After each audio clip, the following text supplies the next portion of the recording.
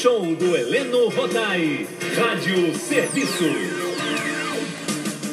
No Rádio Serviço Saúde Especial de domingo, hoje eu vou conversar mais uma vez com o grande médico, chefe do Serviço de Clínica Médica do Hospital Federal dos Servidores do Estado, meu amigo, Dr. Silvio Provenzano. No domingo passado, falamos sobre diabetes gestacional e hoje o Dr. Silvio vai dar continuidade ao assunto que causa grande preocupação às futuras mamães, principalmente aquelas que já sofrem com diabetes antes da gravidez. Bom dia, bom domingo, doutor Silvio. Bom domingo, amigo Heleno, bom domingo a toda a família Tupi. Bom, para começar o nosso bate-papo de hoje, doutor, qual a diferença entre diabetes gestacional e gravidez nas mulheres que já são diabéticas? Heleno e família Tupi, o diabetes gestacional, conforme eu falei há uma semana atrás, é aquele que surge pela primeira vez na mulher quando ela está grávida. E geralmente é da segunda metade da gestação em diante, que devido ao aumento dos hormônios produzidos pela placenta e que tem uma ação oposta da insulina, o diabetes pode surgir gerando complicações na criança. É uma situação bastante diferente daquelas mulheres que, sabidamente, sofrem do diabetes, têm o diabetes. Eu não gosto muito da palavra sofrer, não, Heleno, porque eu sempre procuro falar para os pacientes que o diabetes é apenas uma alteração caracterizada por uma dificuldade na assimilação da glicose. O problema é que não conseguir assimilar a glicose, que é a principal fonte de energia que nós, seres vivos, dispomos, cria uma série de problemas. Além do que, não utilizando a glicose na célula, ela fica elevada no sangue. E aí vai provocar uma série de alterações nos nossos vasos sanguíneos. Tanto nos vasos sanguíneos menores, que são os mais atingidos, como naqueles que têm um calibre maior. Existem duas formas de diabetes, Heleno, mais importantes, das muitas, né? É o tipo 1 e o tipo 2. Qual é o diabetes do tipo 1? É aquele que normalmente surge na infância ou na adolescência e que é uma doença causada pela produção de anticorpos que miram o pâncreas endócrino como seu alvo, ou seja, tem a célula produtora de insulina como o alvo de ataque. É um erro imunológico. Isso leva à destruição dessas células que produzem insulina e, consequentemente, o nível circulante de insulina nessas pessoas vai gradativamente caindo. E esse gradativo, Helena, às vezes é muito rápido. Tanto que é uma doença que tem um início agudo. E em metade dos casos é o coma diabético que permite o diagnóstico dessa condição. O diabetes do tipo 2, que corresponde a 90% de todos os tipos de diabetes existentes no mundo, ele antigamente era uma doença que normalmente surgia já numa idade mais avançada, geralmente acima dos 50 anos. Devido ao estilo de vida que a população tem adotado, principalmente no mundo ocidental, com muito pouca atividade física, nós estamos ficando cada vez mais escravos da tecnologia. Ela que foi desenvolvida para facilitar a nossa vida, está se voltando contra nós, tirando-nos a oportunidade de termos uma atividade física maior. E evidentemente que não gastando energia, essa energia ela não é desperdiçada.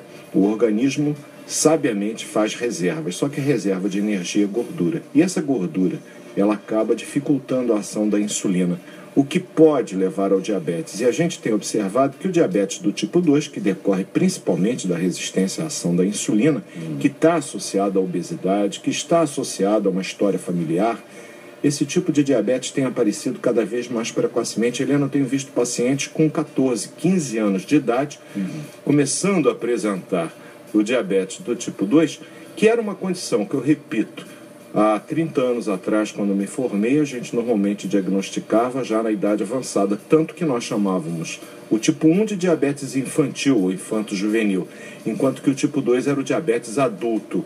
E a gente chamava de adulto para não chamar diabetes do velho. Na realidade, isso caiu por terra, Helena. A gente tem visto o diabetes tipo 2 começar mais precocemente, afetando inclusive moças. E o tratamento do tipo 1 e do tipo 2 é bem diferente. Enquanto que o tipo 1 necessita, desde o seu começo, de insulina para o seu controle, o tipo 2 ele necessita principalmente que haja uma mudança de comportamento. É uma dieta adequada e remédios. E aí é um problema, porque quando essa diabética que toma seus remedinhos para controlar a sua glicose, ela engravida, esses remédios têm que ser mudados. E o outro conceito, Eliano, mulher diabética, independentemente de ser do tipo 1 ou do tipo 2, no momento que ela decide engravidar, ela tem que planejar essa gravidez. Ela precisa ter a sua taxa de glicose controlada, sua hemoglobina glicosilada dentro dos limites normais, se possível abaixo de 6%. O alvo de tratamento do paciente bem controlado é menor que 7, 6,5%. Para engravidar com segurança, a gente requer 5,9%, 6% de hemoglobina glicosilada ou glicada, cada um chama de uma forma. Mas, de qualquer forma, esse é um nível a ser atingido, e isso, se possível, 6 meses antes dela engravidar. Doutor Silvio, como o diabetes pode afetar o feto? Por que é importante você manter um nível de glicemia normal e, consequentemente, uma hemoglobina glicosilada menor do que 6? Porque existe uma relação clara entre o mau controle metabólico, principalmente quando a hemoglobina glicosilada está acima de 8, e má formações fetais. O risco de abortamento e o risco de você gerar crianças com defeitos congênitos é muito grande quando o diabetes não está bem controlado. Defeitos relacionados, por exemplo, ao coração, defeitos relacionados ao sistema nervoso.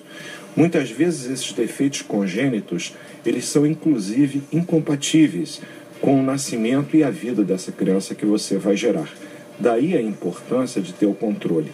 Agora, Helena, se por acaso a diabética que está nos ouvindo, ela acabou de engravidar, entrar em pânico por causa disso é pior ainda a emenda que soneto.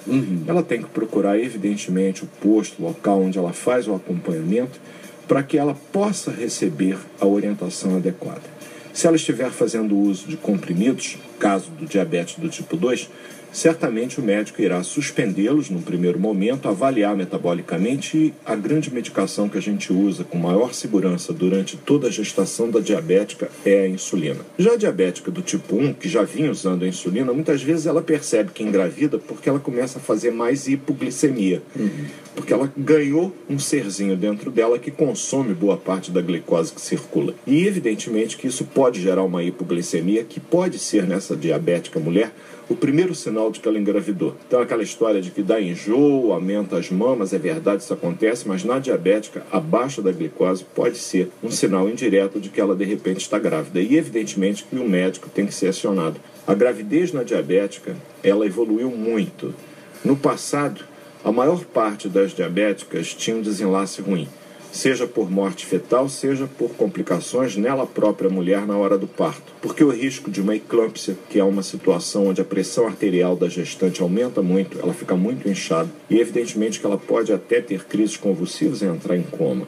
É uma situação de muita gravidade, de muita preocupação. A diabética tem o risco muito aumentado quando ela não controla o seu diabetes. E então, no passado, era muito comum que isso acontecesse. O risco era cerca de 3 a 4 vezes maior de acontecimento desse tipo de intercorrência do que numa mulher que não fosse diabética. O uso de novas insulinas e, principalmente, a automonitorização glicêmica, que é aquele teste do dedinho, né? Pega a fitinha, faz o controle. O controle rigoroso da glicemia durante a gravidez permite às diabéticas terem uma evolução durante os 9 meses sem maiores anormalidades e conseguirem dar à luz no momento adequado. É um acompanhamento que tem que ser feito pelo endocrinologista, evidentemente que pelo obstetra durante todo o pré-natal, uma avaliação com o nutricionista, porque as necessidades nutricionais elas vão sendo diferentes, psicólogo, porque é um momento de grande ansiedade para a diabética.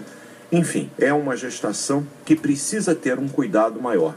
Mas eu repito, graças aos avanços que nós tivemos nas últimas décadas, é perfeitamente possível que a diabética engravide e dê à luz a um neném saudável. Ok, doutor Silvio, para encerrar, o bebê da mãe diabética corre o risco de nascer diabético também? Helena, não existe essa possibilidade. O que existe é um risco aumentado de desenvolvimento do diabetes, sobretudo do tipo 2, no filho de uma diabética que não tenha um controle adequado durante a gravidez. E isso vai fazer com que essa criança crie uma situação de resistência insulínica, que é a base que vai levar ao diabetes do tipo 2.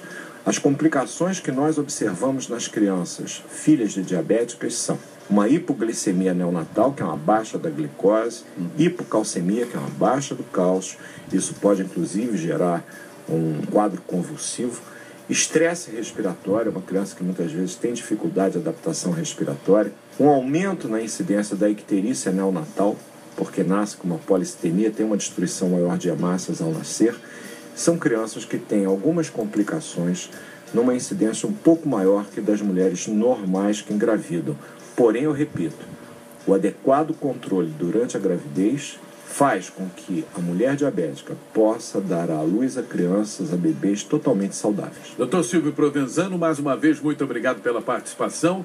Bom dia, bom domingo e até a próxima, amigão. Até a próxima, Eliane. Aproveitando esse momento ímpar, viva a democracia. E democracia é responsabilidade de todos nós. Não à baderna, não à violência, principalmente gratuita. Sim, à nossa liberdade de manifestarmos nossos pontos de vista. Paz para todos os brasileiros, para a família Tupim em especial. Um ótimo domingo, uma grande semana. Perfeito. Um abraço, querido. Fique com Deus. Show do Heleno.